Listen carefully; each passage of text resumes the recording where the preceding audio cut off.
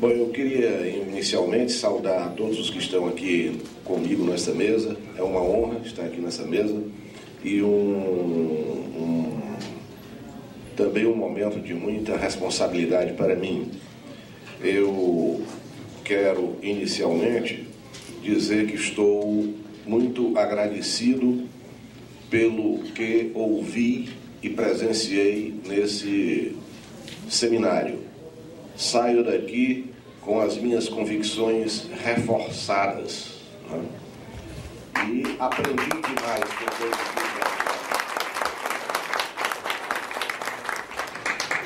Depois eu queria dizer que eu estou aqui também porque fui incluído, deve ter sido por isso, no conselho diretivo dessa revista Luta de Classes, que está aí circulando em seu segundo número, com uma belíssima edição, uma edição muito segura, muito certa, muito forte, né? E queria dizer a vocês que também não posso deixar de dizer, porque agora eu faço parte dessa junta, que é a junta que promove esse Festival Internacional de Poesia de Cuba. Então, essa junta é a mesa diretiva da Junta Mundial em Defesa da Humanidade, de Poetas em Defesa da Humanidade, Junta Mundial de Poetas em Defesa da Humanidade. Então, essa responsabilidade nos foi conferida e vocês receberam aí alguns manifestos. Infelizmente não deu para todos, porque o número era reduzido, que eu já dispunha, mas ainda assim circulou bem por aí. Então aqui eu queria dizer que também quero falar em nome da junta, que tem as mesmas posições que os companheiros aqui reunidos. Bom, eu vou dizer aqui alguma coisa, falando sobre a cultura, e evidentemente todo homem tem cultura e a produz. Tem cultura e a produz. Isso é uma questão que nós não precisamos discutir pormenorizadamente, porque a antropologia já resolveu essa questão na modernidade. Então não há homem destituído de cultura, e não há homem que não produza cultura. Mas há pelo menos dois usos distintos que são feitos da cultura. O primeiro se faz no sentido de submeter os outros através da cultura. E o segundo, no sentido de libertar os outros através da cultura. Começando com essa distinção e entendendo que essa distinção seja exata, nós já estaremos fazendo também a distinção da cultura que é feita pela classe dominante para operar contra uma classe que sempre foi dominada. O termo cultura tem muitas acepções, obviamente, mas eu vou usá-lo como sinônimo de conjunto de produções humanas que tenham sentido, significação. Não pode haver nenhum produto cultural que não tenha significado. Todos têm. E todos têm utilidade. A cultura não pode ser inútil. No caso, dentro desse conceito amplo, eu vou fazer um recorte por conta do tempo e situar a questão apenas numa parte de toda a cultura, a literatura e, claro, a poesia em especial, que é o que me compete mais de perto. A primeira coisa que nós gostaríamos de dizer aqui é que nós vamos dar uma contribuição pessoal a esse debate e tentar trocar essas ideias para que se esclareçam alguns pontos que são um tanto quanto nebulosos em termos de cultura. A primeira é que nós devemos ter a literatura como instrumento de construção do mundo. Recentemente nós escrevemos um estudo sobre isso, que eu espero que daqui a algum tempo se transforme em livro, porque por enquanto é um ensaio ainda de pequenas dimensões, mas lá nós mostramos que todo o conhecimento humano nasce a partir das obras de literatura.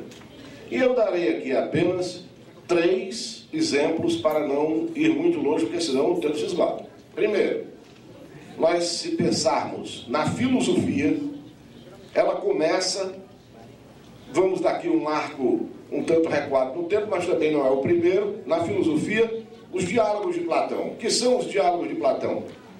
São literatura, antes de serem filosofia. Porque os diálogos de Platão estabelecem uma forma dialogada que pode ser, inclusive, dramatizada, e é uma conexão que se faz com a própria possibilidade dramática. Então, é literatura, a filosofia no seu começo.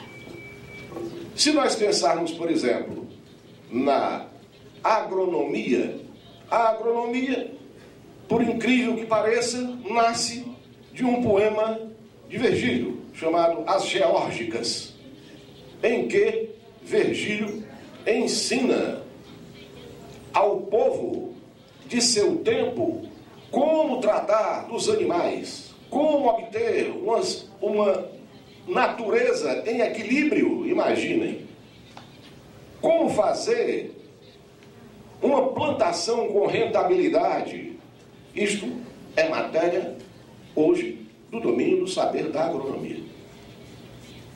Se nós formos para outros campos de saber, nós vamos encontrar sempre a literatura como construindo um saber futuro. E isso ocorre quando nós pensamos na astronáutica. Na astronáutica, essa tecnologia e essa ciência tão avançada que está colocando os homens em plena estratosfera. Quem é que possibilitou a astronáutica? Quem foi que possibilitou? Júlio Verne. Se ele não estivesse defendido que, se colocando um homem dentro de uma bala, de um canhão enorme e atirado na direção da Lua, não teria havido a hipótese para o desenvolvimento de toda uma tecnologia que agora está aí levando os homens para o espaço e plantando determinadas estações interestelares. Fico nesses 3 exemplos e espero que vocês possam qualquer dia ver esse trabalho publicado que explica melhor as coisas que eu estou dizendo. Portanto, a primeira contribuição minha é literatura, instrumento de construção do mundo. Nós costumamos ver a literatura como apenas um momento de deleite, um momento de evasão. E literatura, para determinados escritores, não é isso. É de compromisso. Depois, eu gostaria também de falar aqui sobre a questão da teoria da residualidade. Nós estamos desenvolvendo uma teoria da residualidade na nossa universidade, no nosso departamento, que resolve a questão que foi levantada aqui pelo professor Dr. Marcos Silva, quando situou bem a questão do popular e do erudito. Essa questão está resolvida para nós, da seguinte forma: não há erudito que não seja, por essência, popular. Toda arte erudita é de substrato popular. E se não houver a arte popular, não haverá o erudito. Isso está muito claro.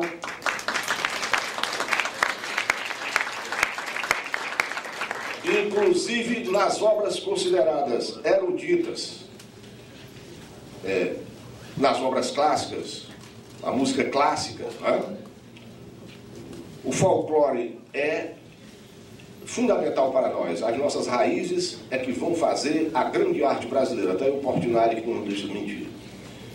Enfim, nós estamos aqui com 2 minutos. Se tivesse mais tempo, faria mais considerações. Uma terceira coisa que eu gostaria, para finalizar, de dizer é o seguinte: nós trabalhamos com uma lei também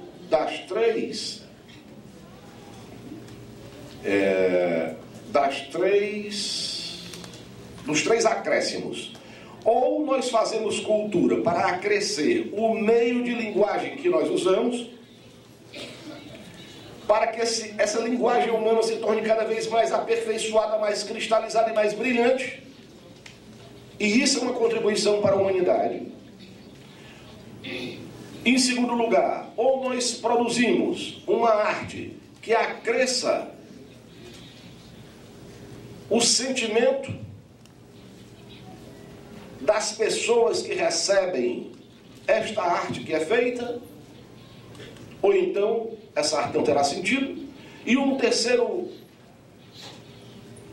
ponto que é fundamental: todo e qualquer produtor de cultura deverá fazer com que a sua obra leve aquele que recebe a fruição a uma coisa que se chama novo nível de consciência, sem o qual não haverá a possibilidade de se fazer a cultura eficaz, eficiente, a cultura válida.